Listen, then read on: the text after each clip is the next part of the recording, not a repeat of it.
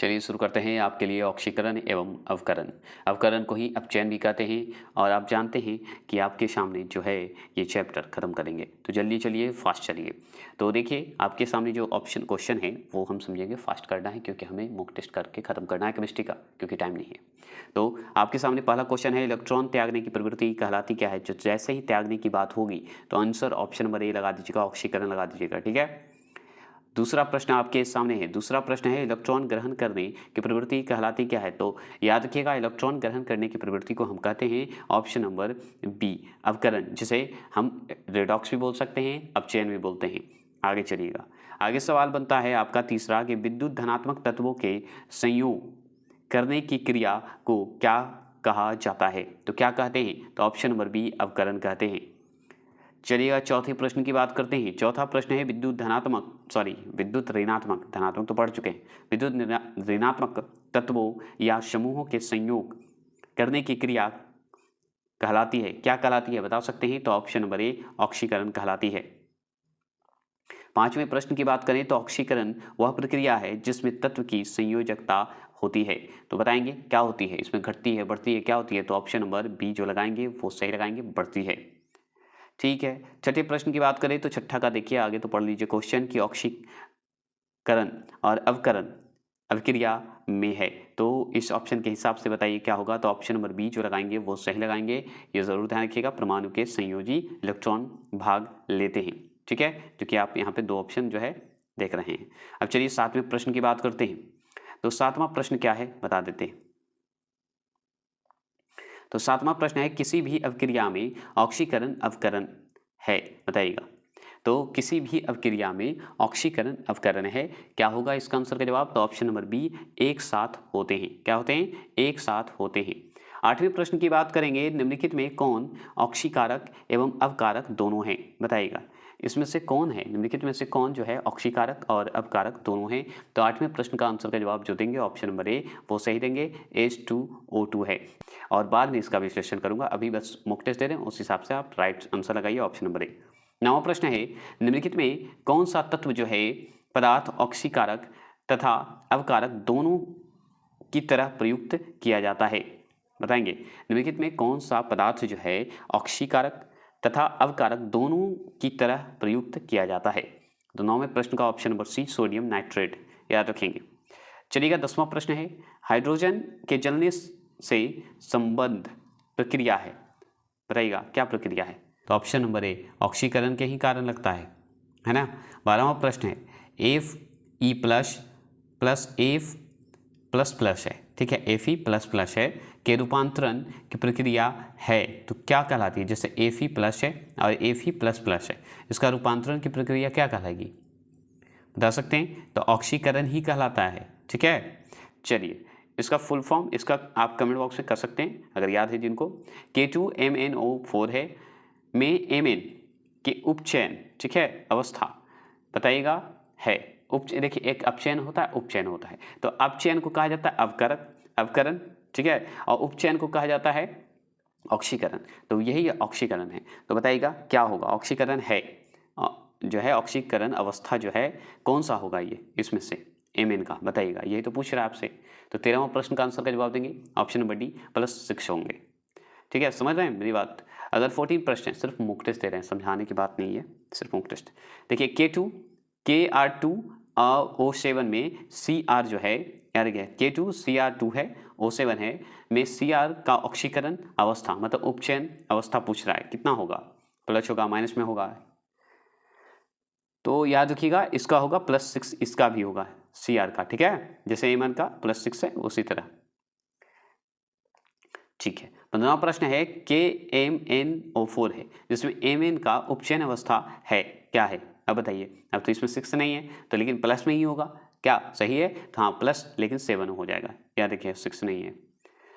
आगे सवाल है 16वां प्रश्न है कि निम्नलिखित में कौन सी हेक्सा साइनोफेरेट, ठीक है, साइनोफेरेट आयन जो होता है, ठीक है, हेक्सा साइनोफेरेट आयन जो होते हैं जिसे Fe ब्रैकेट में Cn ब्रैकेट करके 6 कर दीजिए और बड़ा सा ब्रैकेट वाला बना के 4 कर दीजिए, ठीक है, में लोहे Fe जो Fe देख रहे हैं कि सही ऑक्सीकरण संख्या क्या है। तो सही ऑक्सीकरण संख्या क्या है इसका, Fe का, बताइएगा।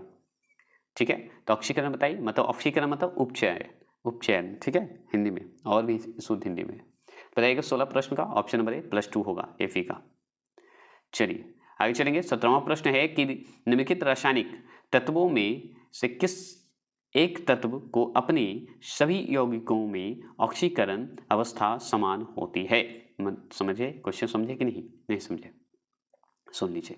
निम्नलिखित रासायनिक तत्वों में से किस एक तत्व को अपने सभी यौगिकों में ऑक्सीकरण अवस्था समान होती है। तो किसमें समान रूप से होता है ऑक्सीकरण, वो बताइए। तो ऑप्शन नंबर बी याद रखिएगा, फ्लोरीन में होता है। ये हो गए। 18वां प्रश्न का बताइए। ऑक्जेलिक एसिड जिसे H2C2O4 में कार्बन की ऑक्सीकरण संख्या है, तो क्या है कार्बनिक का ऑक्सीकरण संख्या, बताएंगे, बता सकते हैं तो बताइए। तो 18वां प्रश्न का आंसर का जवाब जो लगा रहे हैं क्या, ऑप्शन नंबर सी, वो सही लगा रहे हैं, +3 होगा। अब जैसे देखिए, इसमें देखिए Na2 H2O3 में सल्फर की ऑक्सीकरण बताइए अवस्था है, तो सल्फर का ऑक्सीकरण बताइए। तो ऑप्शन नंबर ए +2 ही होगा, बस यही हो गया। ये आपका हो गया क्या, खत्म, ऑक्सीकरण और आपका अवकरण खत्म हो गया। ठीक है, तो चलिए नेक्स्ट टॉपिक आ रहे हैं हम, अम्ल, भस्म और लवण, इसी में। ठीक है, तो चलिए इसमें बताइए। पहला प्रश्न है, अम्ल वह पदार्थ है जो क्या है, बताइएगा। अम्ल वह पदार्थ है जो ऑप्शन नंबर सी प्रोटॉन देता है, याद रखिएगा। ठीक है, दूसरा प्रश्न बताइए। क्षार वह पदार्थ है जो क्या है, बताएंगे। क्षार वह पदार्थ है जो, दूसरा प्रश्न ऑप्शन नंबर बी, प्रोटॉन ग्रहण करता है। तीसरा प्रश्न है, अम्ल व क्षारों की अभिक्रिया के फलस्वरूप बने पदार्थ को कहते हैं, क्या कहते हैं, बताइए। तीसरा प्रश्न, तो ऑप्शन नंबर बी, लवण कहते हैं। चौथा प्रश्न, अम्ल एवं क्षार के परीक्षण के लिए किसका उपयोग किया जाता है, तो किसका उपयोग किया जाता है, बताएंगे। चौथे प्रश्न का आंसर का जवाब देंगे, ऑप्शन नंबर ए, लिटमस पत्र का। ठीक है, आगे है 5वां प्रश्न है, नीले लिटमस पत्र को लाल कर देता है, क्या होगा ये, बताएंगे। 5वां प्रश्न का जवाब देंगे, तो 5वां प्रश्न का जवाब देंगे तो बताइए, ऑप्शन नंबर ए, अम्ल होगा। छठा प्रश्न बताइए, लाल लिटमस पत्र को नीला कर देता है, क्या कहलाएगा। ऑप्शन नंबर बी, क्षार कर देगा। ये सब सिंपल और ये पूछा हुआ प्रश्न है। जल में घुलनशील भस्म को कहते हैं, क्या कहते हैं, बताइए। ऑप्शन नंबर बी, क्षार कहते हैं। 8वां प्रश्न, सभी अम्ल जल में घुलकर प्रदान करते हैं, क्या करते हैं, बताइए। Option number B, H+ ion करते हैं। चलिए 9वां प्रश्न, भस्मों का स्वाद होता है, तो कैसा होगा भस्मों का स्वाद, खारा होगा, आप अच्छे से जानते हैं। और भस्म को ही क्षार कहा जाता है, तो खारा ही होगा ना। चलिए आगे चलेंगे। आगे सवाल है 10वां प्रश्न, खारा की जगह पे तीखा भी दे देगा, ये भी जरूर ध्यान रखिएगा। भस्मों के जलीय घोल में कौन सा आयन होता है, बताइएगा, कौन सा आयन होता है। भस्म को क्षार कहते हैं, ये जरूर ध्यान रखिएगा। 10वां प्रश्न का जवाब देंगे, तो ऑप्शन नंबर सी, OH- होता है। और OH+ किसका था, बताइए, आयन किसका था, बताइएगा। अभी जस्ट आप ऊपर मुक्त टेस्ट करके आए। 11वां प्रश्न है, सभी लवण होते हैं, तो सभी लवण कैसे होते हैं, बताइए। 11वां प्रश्न, तो वैद्युत अवघटय होते हैं, वैद्युत अवघटय होते हैं। ठीक है, सही है ना। लवण तो आप जानते हैं। pH मान का निर्धारण किसने किया, ये सवाल आपसे पूछ रहा है। ऑप्शन नंबर डी, याद रखिएगा, सोरेंस ने किए थे, pH मान का जो है निर्धारण किए थे। ठीक है, 13वां प्रश्न है, शुद्ध जल में हाइड्रोजन आयन सांद्रण का मान होता है, तो कितना होता है, बताइए। ऑप्शन नंबर ए, 10⁻⁻7 होता है। 14 प्रश्न, अम्लीय घोल का pH मान होता है, तो कितना होता है, बताइए। ऑप्शन नंबर बी, 7 से कम होता है। 15वां प्रश्न है, क्षारीय घोल का pH मान होता है, तो क्षारीय घोल का pH मान कितना होता है, बताइए। ऑप्शन नंबर बी, 7 से अधिक होता है। 16वां प्रश्न है, उदासीन घोल का pH मान होता है, तो उदासीन घोल का pH मान कितना होता है। ऑप्शन नंबर सी, 7 होता है। ये सब तो सिंपल है ना, चलिएगा। 17वां प्रश्न, सभी अम्ल धातुओं से प्रतिक्रिया कर कौन से गैस जो है निकालते हैं, तो कौन से गैस निकालते हैं, बताइएगा। 17वां प्रश्न का जवाब देंगे, ऑप्शन नंबर ए, हाइड्रोजन। चलिएगा 18वां प्रश्न बताइए, किसी एक सामान्य व्यक्ति के रक्त का पीएच स्तर जो है कितना होता है बताइएगा। तो आप जानते हैं 7.4 होता है, तो कितना से कितना है इसमें अब टिक लगाना है आपको। तो ऑप्शन नंबर सी 7.35 से लेके 7.45 तक। चलिए आगे सवाल है 19वां प्रश्न, दूध का पीएच मान होता है, तो दूध का पीएच मान कितना होता है। तो ऑप्शन नंबर बी 6.6 होता है। 20वां प्रश्न है, जो लवण अम्लीय हाइड्रोजन परमाणु और ऑक्सील बोल सकते हैं, ठीक है, हाइड्रोक्सिल आयन से मुक्त रहता है, कहलाता क्या है। तो वो कहलाएगा ऑप्शन नंबर ए समान लवण कहलाता है। 20वां प्रश्न का ये जो लगाएंगे वो सही लगाएंगे। चलिएगा 21 क्वेश्चन नंबर है, मोहर लवण, मोहर साल्ट एक होता है, ठीक है, तो बताइए क्या होगा इसका। तो ऑप्शन नंबर सी ड्यूक लवण कहते हैं इसको। चलिएगा 22 प्रश्न, पीएच मूल्यांक दर्शाता है, क्या दर्शाता है बताइए। तो ऑप्शन नंबर बी किसी घोल के अम्लीय या क्षारीय होने की मूल्यांक को दर्शाता है। Clear answer.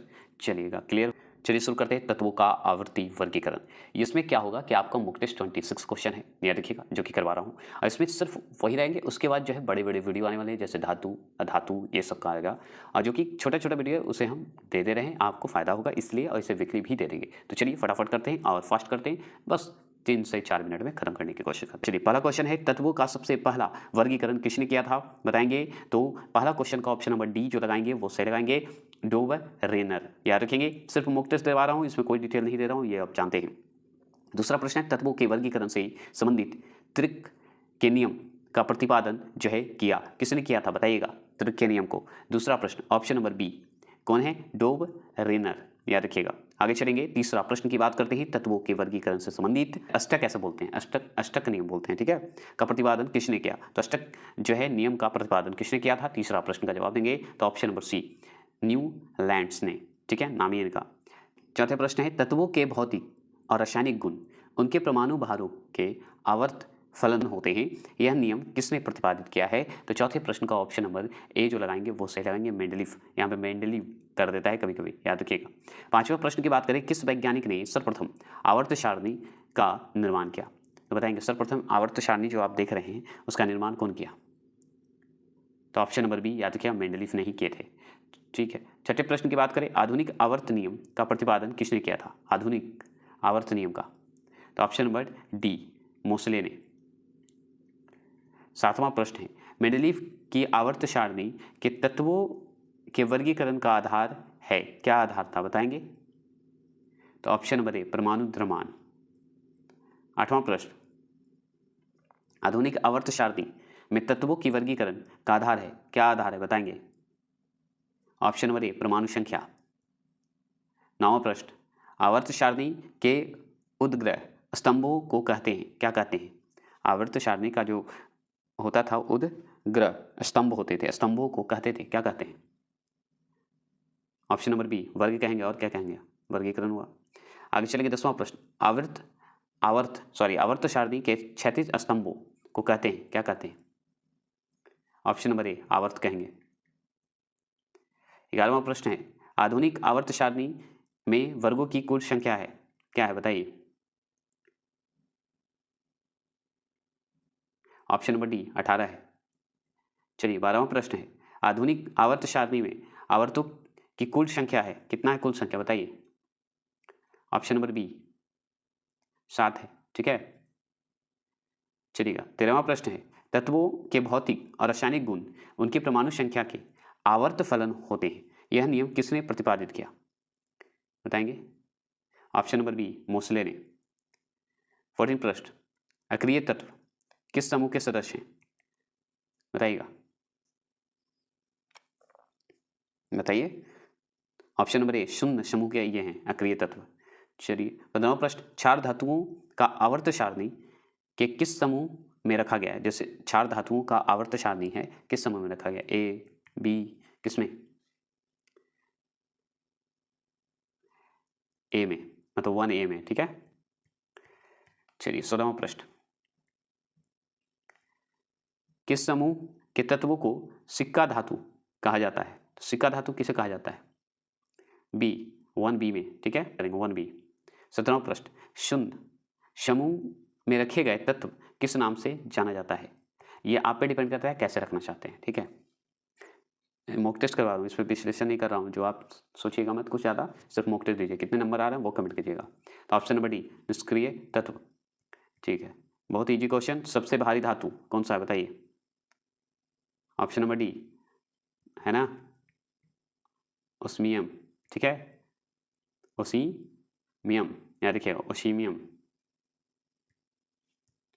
आगे चलेंगे, सबसे हल्की धातु डी, लिथियम। 20वां प्रश्न है, सबसे हल्का तत्व बताइए जल्दी। धातु पूछ रहा है, तत्व पूछ रहा है। ऑप्शन नंबर ए, हाइड्रोजन सबसे हल्का तत्व है ना, सही बात है ना। दूसरे नंबर पर कौन सा आता है हल्का तत्व में? सबसे अधिक विद्युत ऋणात्मक तत्व है कौन सा? Option number C, fluorine. 22वां प्रश्न, निम्नलिखित में कौन तत्व का मौलिक गुण है? कौन सा तत्व का मौलिक गुण है? ऑप्शन नंबर सी, परमाणु संख्या। 23, पृथ्वी पर सबसे अधिक मात्रा में पाए जाने वाला धातु कौन सा है पृथ्वी पर? ठीक है, अर्थ पे मतलब। Option number B, aluminium. Option के हिसाब से सही है। 24 क्वेश्चन नंबर, पृथ्वी पर सबसे अधिक मात्रा में पाया जाने वाला तत्व पूछ रहा है कौन सा है? धातु तो आप जान गए एल्युमिनियम, लेकिन तत्व कौन सा है बताइए? ऑप्शन नंबर ए, ऑक्सीजन है ना, तत्व में ऑक्सीजन है, इसके बिना तो हम लोग रह नहीं सकते। 25, प्रत्येक आवर्त के अंतिम सदस्य होता है कौन सा अंतिम सदस्य होता है? तो ऑप्शन नंबर सी, एक निष्क्रिय गैस होता है अंतिम सदस्य। ठीक है, 26, प्रत्येक आवर्त का प्रथम सदस्य होता है, प्रथम सदस्य कौन होगा इस ऑप्शन के हिसाब से बताइए? तो ऑप्शन नंबर ए, एक क्षार धातु। क्लियर, ये आवर्त सारणी। तो चलिए 3 टॉपिक आपको हम पढ़ा चुके हैं, तीनों आपको एक ही साथ दिया गया। कैसा लगा ये वीडियो जरूर बताइएगा। इसमें आप विश्लेषण ज़्यादा नहीं करिएगा, सोचिएगा नहीं, सिर्फ मॉक टेस्ट करवा रहा हूँ क्योंकि आपका एग्जाम नजदीक आ रहा है। अगर और ज़्यादा जानकारी तो ऑनलाइन नहीं पढ़ाया हूँ, पढ़ा दूंगा जब एनटीपीसी की तैयारी करवाऊंगा। तो एलपी के लिए जो हो रहा है, बन रहा है, मेरे अनुसार नंबर आ सके आपको, इसलिए मैं करवा रहा हूँ। नेक्स्ट टॉपिक आएगा धातु और उनके यौगिक। उसके बाद धातु का अगर मॉक टेस्ट देना चाहते हैं तो टोटल हमारे पास 100 क्वेश्चन है, सिर्फ धातु से, फिर धातु से भी है, तो आपका क्लियर हो जाएगा। तो चलिए, जय हिंद, जय भारत। कल तक